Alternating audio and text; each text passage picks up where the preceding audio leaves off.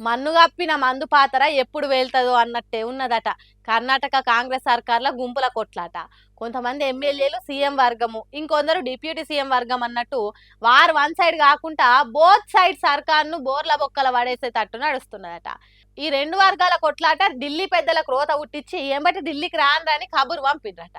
మరి అక్కడ ఏం మాట్లాడతారు, ఎవరిని సముదాయిస్తారు అనేది తర్వాత గాని, కర్ణాటక కాంగ్రెస్ పార్టీని కష్టపడి నిలబెట్టిన డీకే శివకుమారు డీల పడేసేటట్టు ఉంటదని అంటున్నారు చాలా మంది.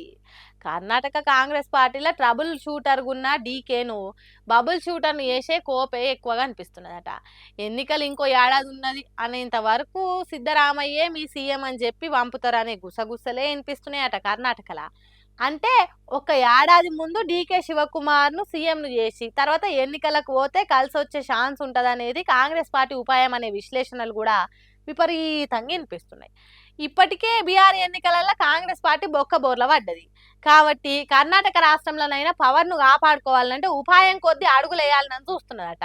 ఢిల్లీ పెద్దల ఆలోచన ఇట్లుంటే కర్ణాటక గట్టి రాజకీయాలలో మాత్రం డీకే శివకుమార్ సీఎం కావాల్సిందే అనే పట్టు మీద ఉన్నారట కొంత వర్గము.